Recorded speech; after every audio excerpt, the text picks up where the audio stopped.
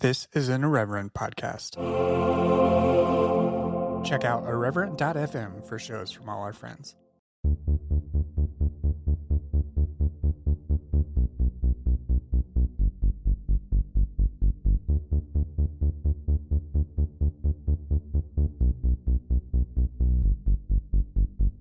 Hello and welcome to Evangelical. I'm your host, Blake Chastain. My guest this week is Christopher Alan Maloney. He is the director of the new documentary, In God We Trump, which is available now streaming on Amazon and iTunes. This episode is actually a little bit different than most. It was essentially a live-to-tape interview.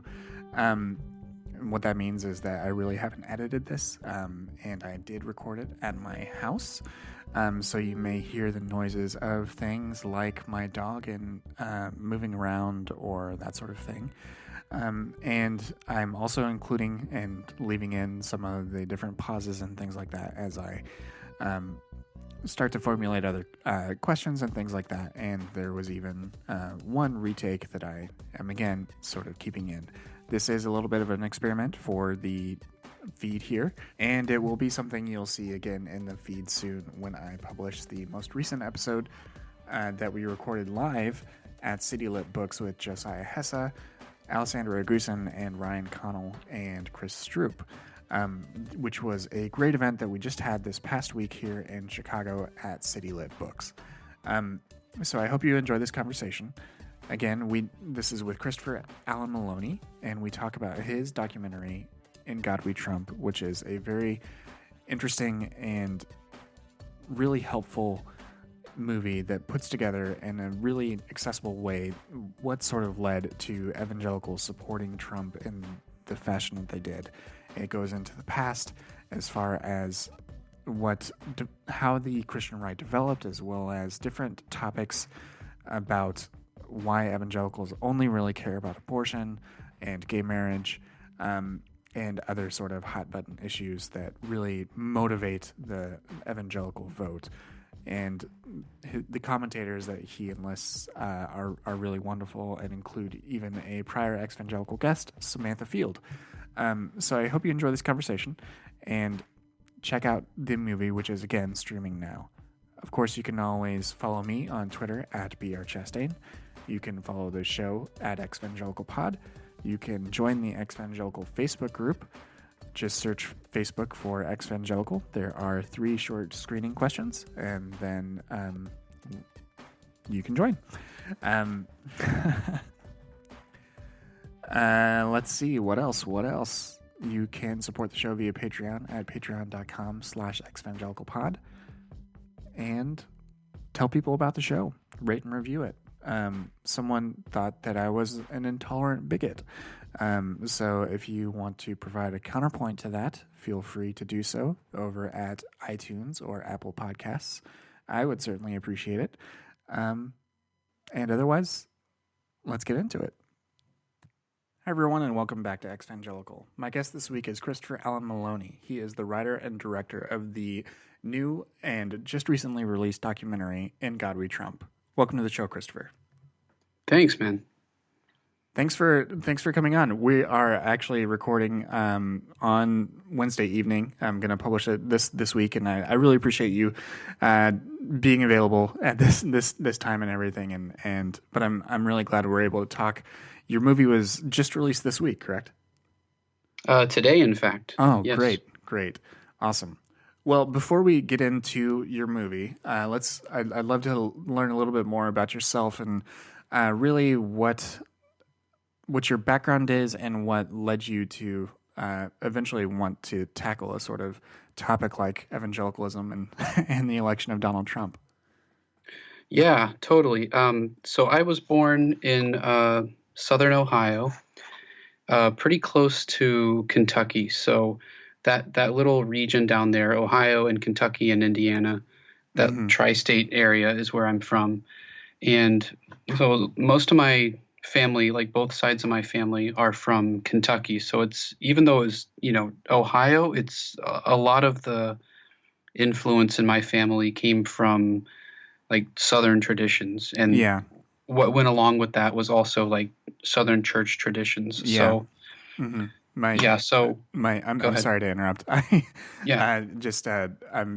I can relate to that. My extended family is from southern Indiana, and they call that area Kentuckiana. Um, it's so prevalent and so very southern in a lot of ways that I don't think a lot of people that are not from those sorts of border areas really Right. get. Yeah. So sorry, Yeah. continue. No, yeah. Like the town that I grew up in was about 30 minutes or so from the border of Kentucky, which is it might as well be Kentucky. It was Yeah. really like culturally, it's the South, I would say. Hmm. Um, so I grew up going to church, and it was a really big part of my childhood.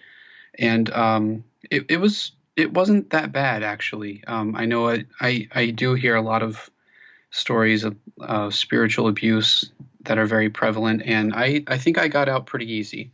Mm. There were things that made me uncomfortable and things that I didn't really that didn't sit well with me even as a kid, I think. But on the whole, all it did was kind of cause me to question a lot of things. Hmm. And then when I got to be about probably 16 or 17, that was when George W. Bush was president, and I was being very deeply affected by all these people that were dying, from what I could tell, needlessly in Iraq. And yet, like the church that I went to, everyone there was his biggest fan and seemed to have not only not have any problem with the war in Iraq, they supported it, even though people were dying. And also seemed to think that like somehow George W. Bush was like an ordained servant of God, or Mm. that somehow like supporting the war and being patriotic was part of being a Christian.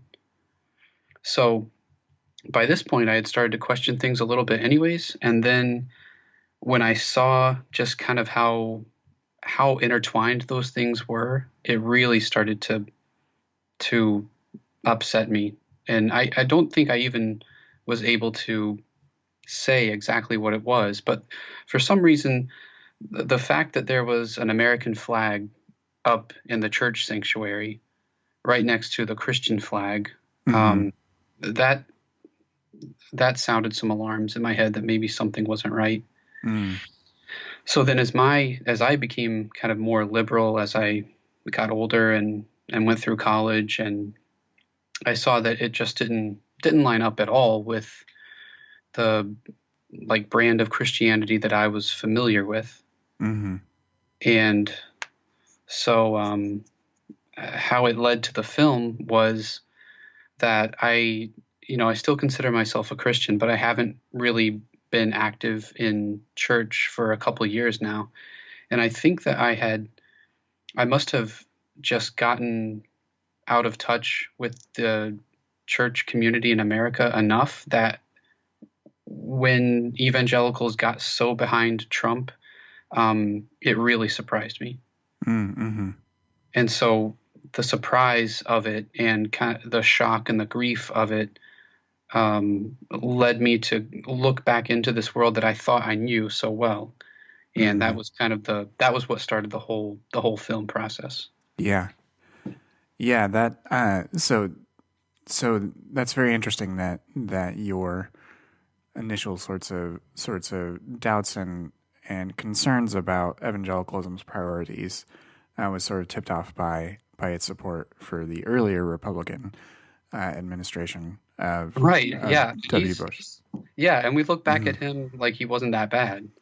Right. I mean, he was, he was pretty bad in my opinion, but Yeah. Yeah. um, if we're grading on the curve, then I guess he does a lot better. But yeah, like there was this it was like Memorial Day or 4th of July or something when I was going to the Church of Christ in high school, and there was this really cheesy pandering presentation that showed like all these images of the armed forces while it was playing like God Bless America or something. Mm-hmm. And this was happening in church, like instead of worship music, instead of hymns, and Mm-hmm. everyone was standing to their feet with their hands on their hearts. And I thought, I'm not sure these things go together.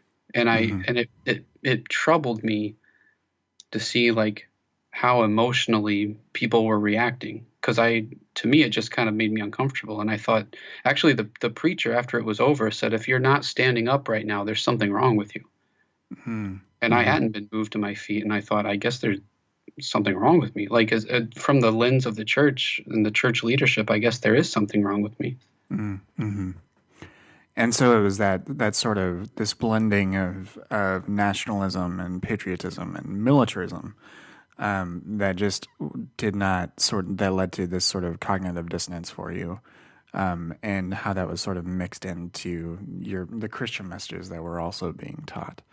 Was that something that you saw within other people in your community, like either in your church or people that were either your age or other people that you knew? Was anyone else sort of feeling those same sort of conflicted emotions and thoughts about that at the time? There were a few, but it's only been years later that we've kind of connected and admitted that we were having those same concerns. It's like, at the time, no one knew how to put it into words, because no one was yet saying that they were deconstructing their faith, or like the term evangelical. Mm-hmm. Like, people weren't really saying things like that, at least not to my knowledge. I do remember talking to actually one of the sponsors of our youth group at the time about, I knew that he kind of was more liberal than most of the people in the church, so I felt like I could at least ask him questions. I thought I could at least like talk things out with him without being without looking like I was being disloyal to the church or something. Mm-hmm. And he was very helpful, because he would talk about, he was very educated and pretty progressive, and he would talk about how, his views of Christ and Christianity did not necessarily line up with the church's, but he knew that his wife liked going there and his kids liked going there, but he personally like had some of the same questions that I had. So there were like a few people I could find, but for the most part, no one cared enough to really do anything about it. Yeah, yeah, and people like that sponsor, and his livelihood was tied up in it. Yeah, right. Yeah. Yeah, like I think if people knew that he was talking to me like at a youth retreat about how, I was right to have those concerns, and how I was right to not necessarily identify Jesus's teachings with the way the church was presenting them, maybe they wouldn't have wanted him to be part of the youth group or something. Right. That's something that kind of always, the reason why I haven't really been involved in going to church the last couple of years is because there's like certain things are just supposed to be taken on certainty, that you're supposed to just believe, and there aren't really supposed to be questions around certain things. And that kind of finality is, that just stops any kind of growth, in my opinion. Yeah. So let's fill in some of those years between the Bush administration and Trump's election before we sort of get into this, because you mentioned that you were surprised, and I'm with you. I was one of those folks that knew hadn't had a lot of experience within evangelical circles, but still didn't thought that Trump's sort of election would just be a bridge too far, which it just didn't end up being, and they happily crossed that bridge. Yeah, it was this big game of chicken. Like I kept thinking, I kept thinking, if Trump gets the nomination from the Republican Party, then even evangelicals will be forced to vote for someone else. I wasn't surprised, obviously, that they are mostly Republican, but I thought it would, they'd be happy with someone like Ted Cruz, but not someone like Trump. And then when it came to that, there was really this choice that they had to make. Mm-hmm. And they made one that kind of, made me lose all faith in them. Mm-hmm.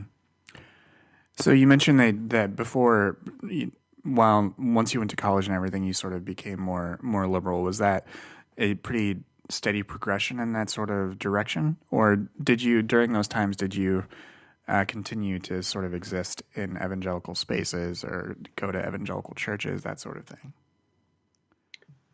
Yeah, I did go like throughout high school. I went. I grew up going to a Nazarene church and then a Church of Christ and then a Baptist church. Mm-hmm. They were all very, very conservative. So Yeah. I kind of saw myself as the odd one out. But I wasn't even really thinking of myself as liberal. I was just concerned with. I just naturally like had compassion for people. Yeah. And I found that um, just didn't really line up with the things that my parents believed or the things that the leaders in the churches I was going to believed. There was this one time when I was going to a Baptist church, and the pastor was. Well, they used to you probably saw this, like in Sunday school, they would pass around these voter guides, and they would try to, like, they would tell you, like, here's why you vote for George W. Bush or whoever. Here's why you don't vote for whoever the other person was. So that kind of thing would happen at the Baptist church. Mm-hmm. And then also, the pastor was reading the speech by George W. Bush, like as part of his sermon, like praising the policies that he was going for. And I got up and walked out because I just couldn't take it anymore. Yeah. So I guess like I said, I didn't really have the language yet to talk about Christian nationalism or toxic Christianity, but it was something that didn't sit well with me and kind of started this whole path that I've been on for the past 10, 15 years of just like trying to get back to the basics of what I think that my faith is, and keeping out anything that gets in the way of that, including going to those kinds of churches. Yeah. Yeah.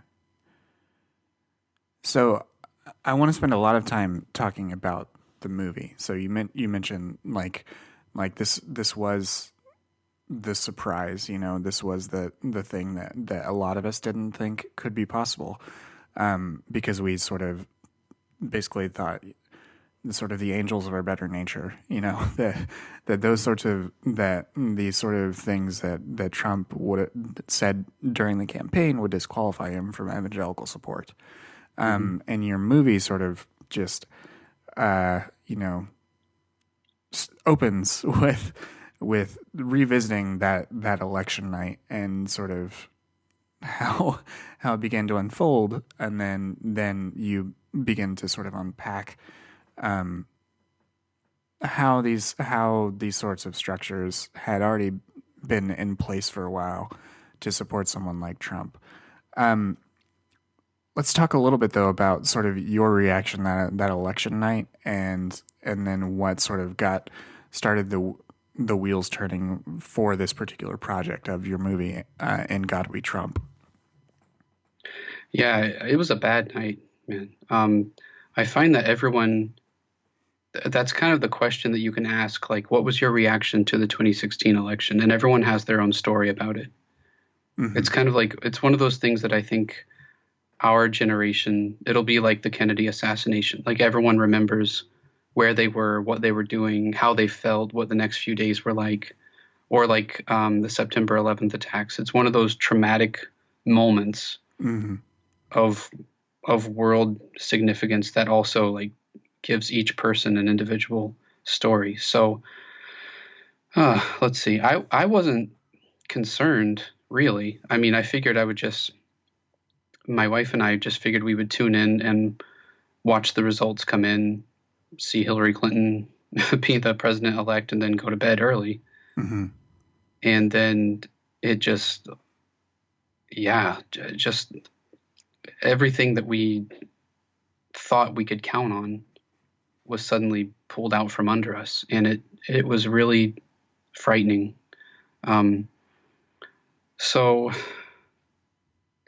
the next few days, like I had to explain to my daughter the next day what had happened. She was old enough to kind of understand what was going on. She was 6 at the time, and I talked to her about. I had to explain how the person who got the most votes did not win, and that was hard for her to understand. It's hard for me to understand, but kind of in that grief and in that recognition of what a loss it was for the country and for me and my family, the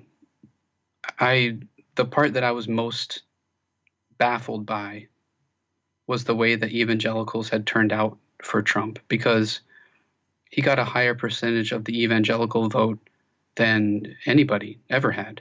Mm-hmm. So even people like George W. Bush, who they loved, and Mitt Romney, who they kind of loved, had a problem with because he was Mormon, but they pretty much liked him for the most part. Or like John McCain, like they weren't able to get the evangelicals out as much as Trump did. And they all had, I would say, better moral centers and higher ideas of character than he did.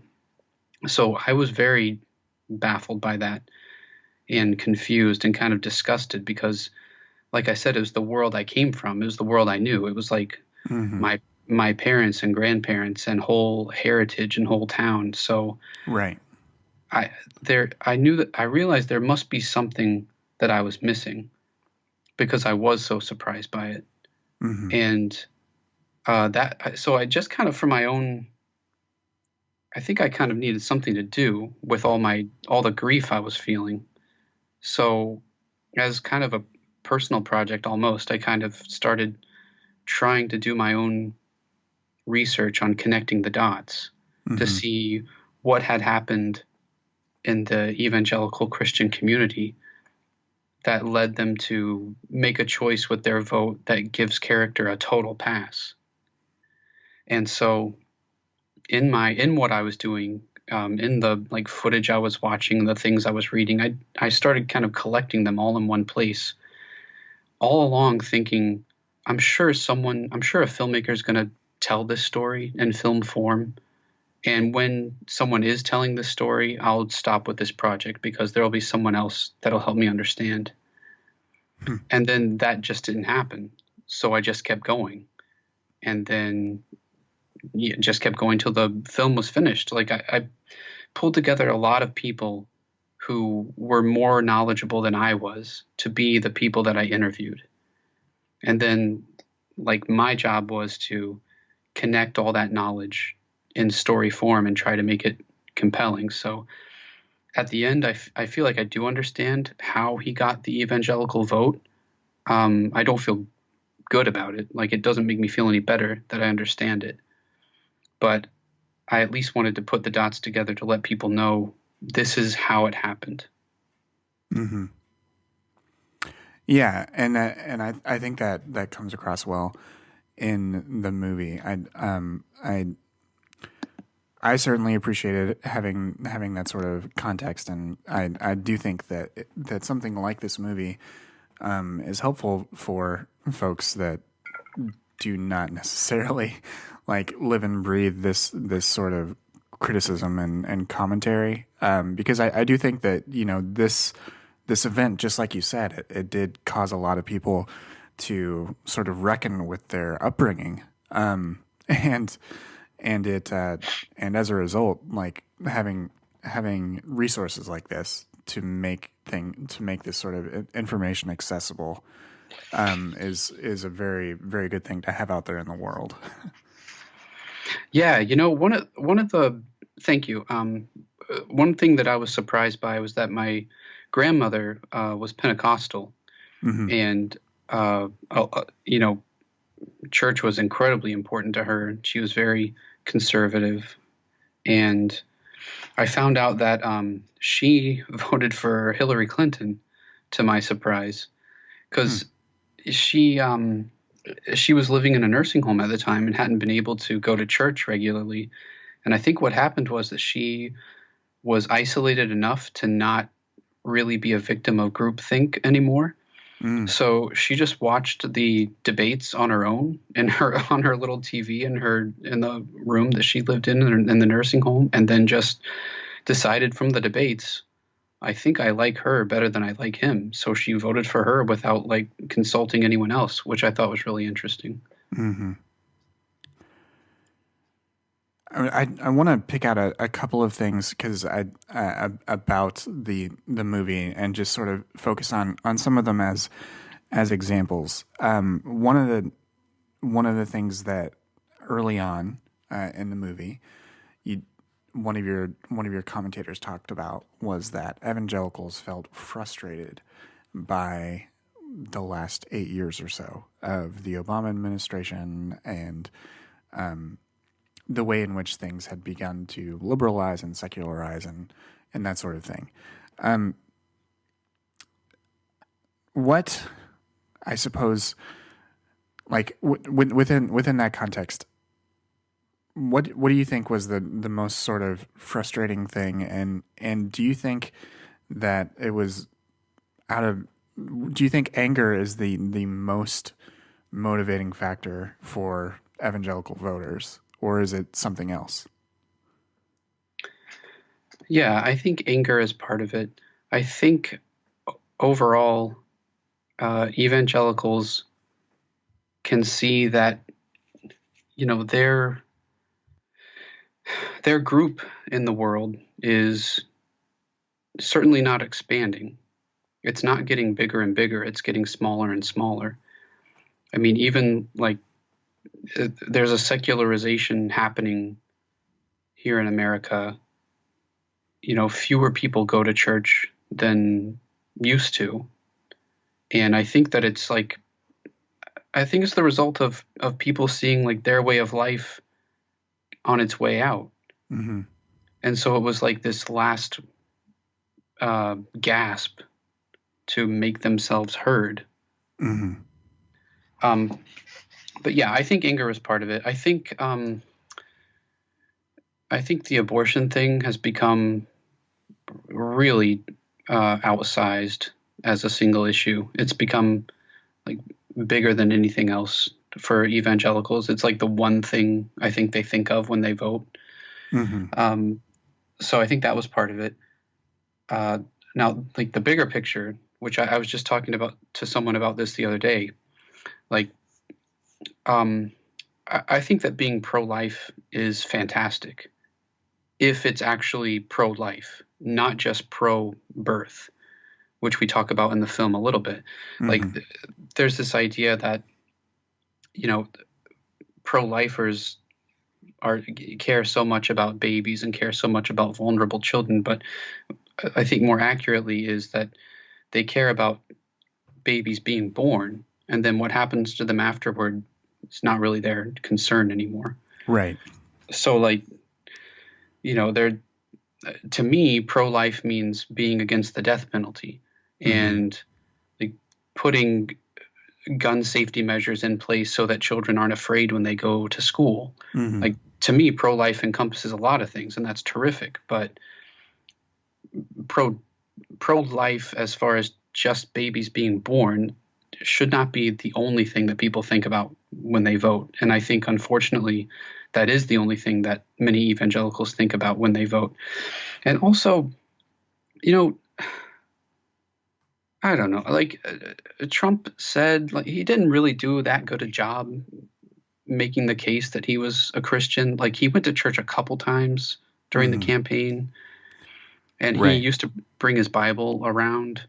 But, I think anybody could see through that pretty well. Right. On the other hand, like Barack Obama has spoken and written about his personal relationship with Jesus Christ and about what it meant to him. And that didn't register with white evangelical voters for some reason. Like that's not Right. They don't recognize that type of Christianity. Right. Because It's not. he's a Democrat and a person of color. Yeah, Right. exactly. Yeah. Right. So, but yeah, to answer your question, I think it was anger. It was anger about same-sex marriage, like the Supreme Court making that the law of the land. I think they were very pissed off about that, and they were very pissed off about, like you said, having a black man as the leader of the country. I think we're almost like paying the price now for having a black man as the leader of the nation. Like that was so insulting to so many white evangelical conservative Christian voters Mm-hmm. that we had to pay for that somehow. Mm-hmm. And their revenge, for lack of a better word, was certainly not going to allow a person of color to be followed up by a woman. So it had to go back to, the same people who are in power in evangelical structures, which is the white guy up at the top. Mm-hmm. Which I think is something that you do contextualize well within the footage of showing different televangelists and delivering those sorts of messages that are both problematic in regards to what they say about race as well as what they say about gender. And that was something that like televangelism and these sorts of the spokespeople of evangelicalism that are TV figures, that was definitely something that was not sort of on my radar, and which I appreciated about your film. And one of those things that you also connect was that those same televangelists have a interesting connection to Trump, and that similar to his work with Trump University, they thrive by preying on the poor. Yeah. And I'd love to have you explain a little bit more about that, and just sort of what the connection was there that you and your commentators latched onto. Yeah, there was this. I appreciated that, being given the chance in that segment of the film to connect what the dots as I saw them, which was that Trump has a lot in common with televangelists. So one of the things is that, like the personal scandals, the sex scandals, many televangelists have had to leave their jobs and leave the air because they've gotten caught in sex scandals. Mm-hmm. Trump has had his own storied history with sex scandals and divorces and affairs and that kind of thing. And even like I didn't get to go into this very much in the film, but if you just look at a televangelist, like the hair Yeah. and the tan, Yep. that is Trump looks like a televangelist. Like the big hair with all the hairspray and the fake tan. And that's really weird to me. And also like the gaudiness of like personal taste. And I don't know where this started with televangelists exactly, but like we show some footage inside the headquarters of Trinity Broadcasting Network, and it's all this like fake gold painted over everything. And then we switch over to the inside of Mar-a-Lago in Florida, and again, it's all this fake gold. Like Trump has the same tastes as televangelists, and like the thing they have in common is that they come along to these people, their audience that they know full well are hurting and are vulnerable and are poor, and they're more likely to believe in something that's far-fetched because they just have nothing to lose. Like the people who are vulnerable enough to watch televangelists and to part with what little money they have because the televangelists are going to pray for them and then they're going to be fine, or God is going to bless them because they're giving them their hard-earned money, are the same people who came along and supported Trump because they believe that we're so poor and we're so hurting and we're in areas of the country that are forgotten. This rich guy says he's going to take care of us, so I guess he will. So let's vote for him. It's the same relationship that Trump has with the forgotten people of America that televangelists have with the people who watch their shows. like these people in desperate situations who just need something to believe in, and unfortunately they're not discerning enough to see that they're being taken advantage of. But like what televangelists are doing to their flocks and to their viewers and to their supporters is what Trump did with his voters. And he successfully took over the Republican Party as a result. Yeah, and remade it in his own image. Absolutely. Yeah, another, pardon me. Another sort of comment made in the movie is that that the highest rates of evangelicalism also correlate with the highest rates of both poverty and child neglect. When you look at it on a regional basis, which is just, I sort of am hesitant to use the word fascinating. I mean, it's a crazy correlation, and really, because I don't want to say fascinating because it's disheartening and depressing. It's from my perspective. There's this fetish among evangelicals for births of babies, and I don't really get it, because those same people, I'm just speaking anecdotally, like with people that I knew growing up, the same people who were so rabid about being pro-life and anti-abortion were the same people who abused their own children, like beat their own children. So that disconnect is so obvious to me. And yet it's something that I guess they don't see. I mean, the other thing is that, when I was in junior high school, these people came around and they were supposed to teach us about sex education and safe sex. But the two women who came in from the Board of Health or whatever were both pretty clearly conservative Christians. So instead, it was about how abstinence was the only approach, and about how having sex, even safely with protection or anything like that, was not an option, and abortion wasn't an option. It was just, don't have sex before you're married. It's evil. It's wrong. It'll result in bad things. So that approach, though, is what leads to more teen pregnancies, which in turn leads to more children being born without resources and without enough food to eat. So it's not consistent, like if they want to be anti-abortion, then they should teach safe sex, and they should not get rid of these programs that help take care of children, which, like the Republican budget does.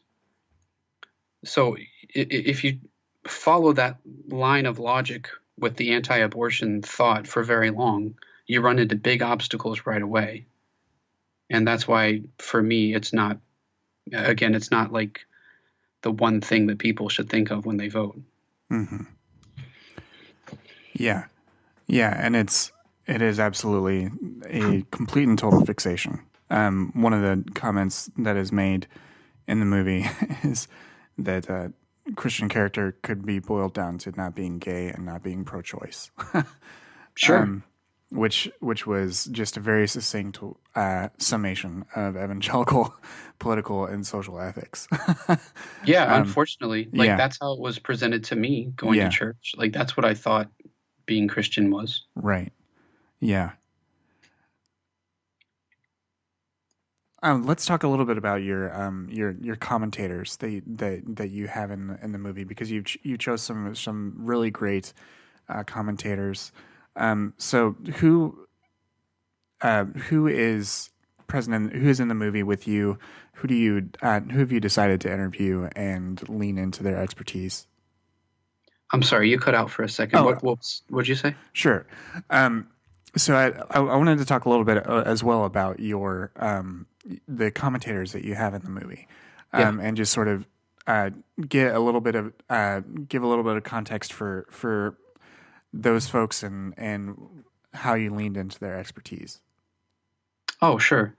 Yeah, like I said, I started this kind of what was intended to be for my own edification, just trying to read what I could and watch what I could about how the evangelical church had gotten so behind Trump. And so the people who were writing compelling things about it, I tried to contact some of them, the people who had spoken about it or had provocative pieces about it. I tried to contact them, and also like members who were part of what I would call now the Christian left. I tried to get in touch with them. So altogether, I pulled together people who were able to shed light on what present day evangelicalism is and how their idea of the Christian faith doesn't line up with that anymore. And also like to people to explain what they're doing about it. I initially used to think of it as like the religious right put Trump in office and the Christian left wants him out. So if we're going with that line of thought, who can shed light on what's wrong with the Christian right and what the Christian left, if anything, can do about it? So like one of the first people that we see in the film is Elizabeth Bruenig from the Washington Post. And she's an interesting case because she's a columnist for the Washington Post. She's Catholic and I think she would say socialist. And she's written a lot about like the role that evangelicals play in politics now. Right. Mm-hmm. And then in addition to that, there are people I interviewed a few people who are Christian pastors who have nothing to do with evangelicalism anymore. So they're Christian pastors who are involved in political demonstrations and who are doing things that reflect what they see as the true character of Jesus and what Jesus was talking about. And they've totally left the religious right behind. And it's like their faith has become richer because of it. So, yeah, all in all, I think they not only helped connect the dots of how Trump got elected because of the religious right, but also like what Christianity is and what it can mean outside of that kind of toxic world that's tried to take it over. Yeah, absolutely. And I think that you do a good job of sort of touching on all of the sorts of aspects of evangelicalism as it intersects with politics. You speak to Leah Shade about. I hope I'm saying her name correctly. You are. I actually, until it came time to actually record the narration, I had been calling her Leah Sade. Then right before I started recording the narration, she told me, "Oh, by the way, it's Shade." So that's good. Yeah. So you speak with her about the about evangelicalism's lack of concern about climate change. You speak with Samantha Field about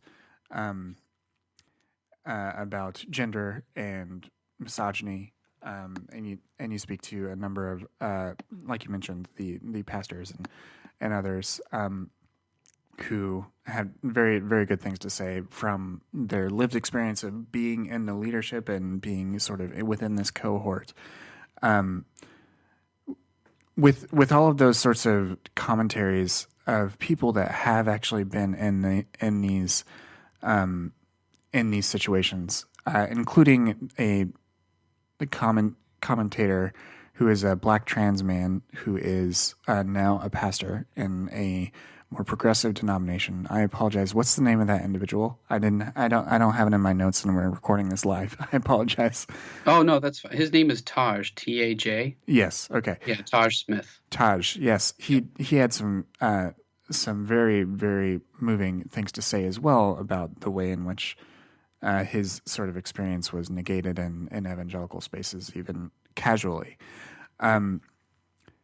With those sorts of commentators, these sorts of folks that come out of evangelicalism, do you think the audience for this movie is folks who are sort of on that journey themselves, or folks that have no real bearing or understanding of sort of what this world is like, or is it sort of a mix? What do you think? Is there a primary audience, or do you think that it can speak to both of those sorts of audiences at the same time?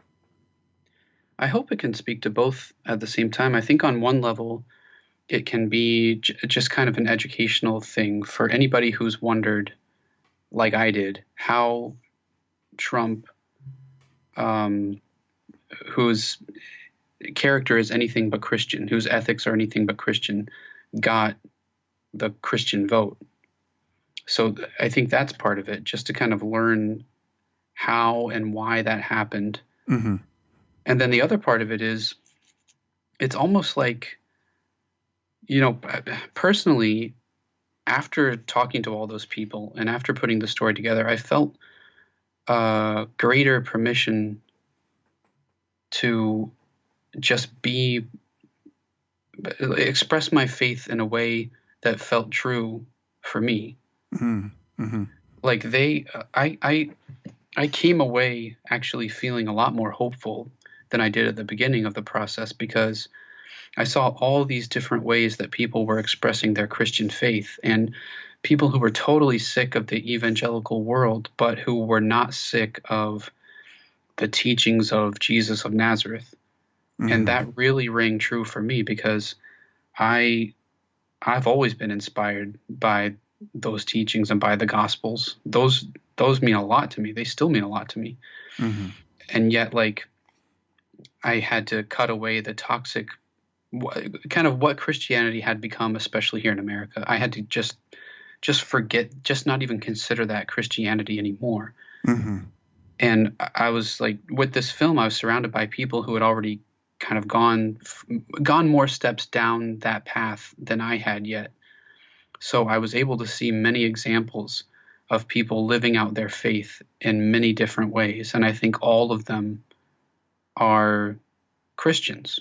And Mm-hmm. I don't think, like Taj Smith said in the film, like he said, I have a deep love of God, of Jesus, that nobody can deny me. Just because I'm not straight and just because I'm a trans individual, I still get to be a Christian if that's what I believe.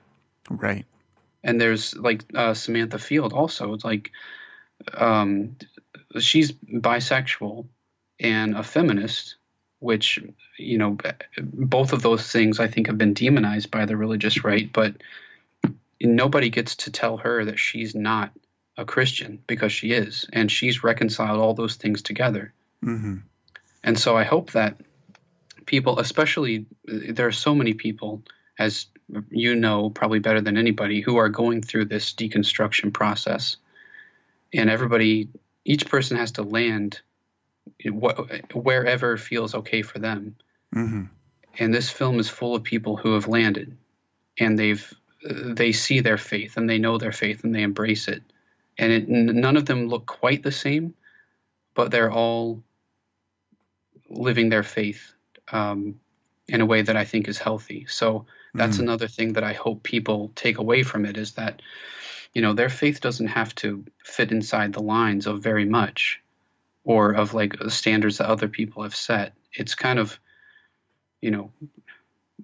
whatever you believe, as long as it keeps you from being an ass, or it keeps you from being, a bad force in the world, then that's great. Then that's your faith. Yeah. Yeah, that's very, very well said. I really appreciate that. Especially that the way you said that these are folks that landed. Yeah. I think there's something really profound to that. Because Sorry, I came away I think after I had done the interview with Stuart Deloney, he and I had breakfast the next day before I flew back home, and he kind of asked me where I was in my faith process after doing all these interviews and editing all this footage. And I said, I'm more excited about my faith than I've ever been, because I see that I have maintained it, and it propels me to want to do good. And even though I've identified the poisonous parts of Christianity, especially like Christian nationalism, I don't have to have anything to do with that anymore. I can still pursue my faith in a way that has nothing to do with it, and it still fulfills me just as much as it always did, if not more. Mm-hmm. Yeah.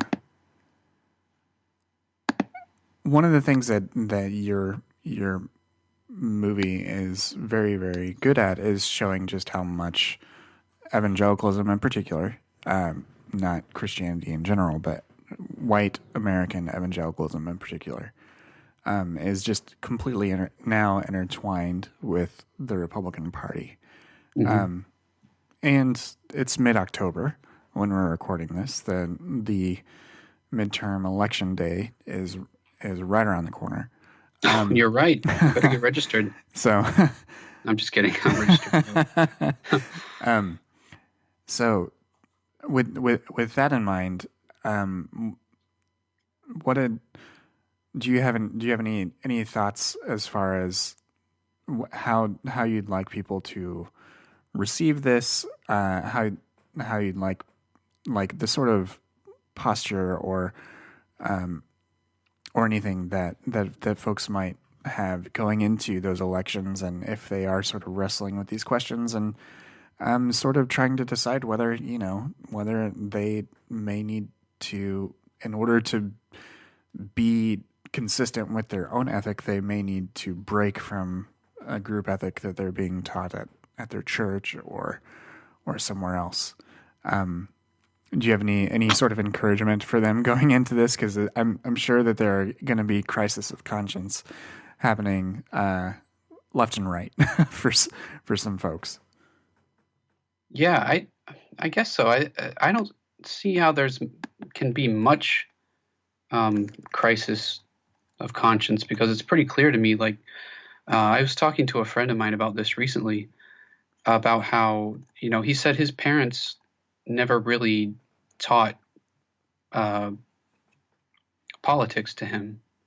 And I thought, that makes sense. But now, because of the way things are, just from trying to teach your kids right and wrong, you come out condemning a certain political party here. And so there's this group called Vote Common Good. They're people like Shane Claiborne are involved with them, but they're doing this caravan tour where they're going around to different cities in the South and just trying to encourage people to register to vote and to vote just based on basic morals and decency. And if they vote that way, by default, they're not going to vote for Republicans, unfortunately. Like, there's just, I think it's very, very hard to find any decency or morality in the Republican Party anymore. And I wouldn't have said that until the last couple of years. So yeah. I think, and they said, Vote Common Good said recently on, November 4th is a Sunday. So if you go in to church on Sunday and you study the Beatitudes, for example, you would come away with that if you took it seriously, and if you let the Beatitudes touch you, and you let Jesus' words touch you. You couldn't go and vote for Republicans. You couldn't, because they don't represent that in any way. They don't. I mean, they've shown over the last couple of years, they don't care about like women who are sexually abused. They don't care about that. They don't care about families or children. I mean, they separate them and lock them in cages. So that, to me, it makes it very clear who believes in good and who believes in evil. Right. So that makes it very easy for me.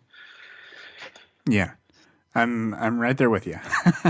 Yeah, I know. Yeah. And I'm really excited because on Monday I helped a friend of mine who's a little bit younger than I am get registered to vote for the first time. Hmm. So I mean I live in Massachusetts, so it probably doesn't make that much of a difference. But yeah, like President Obama was asked recently, "Is America going to be okay?"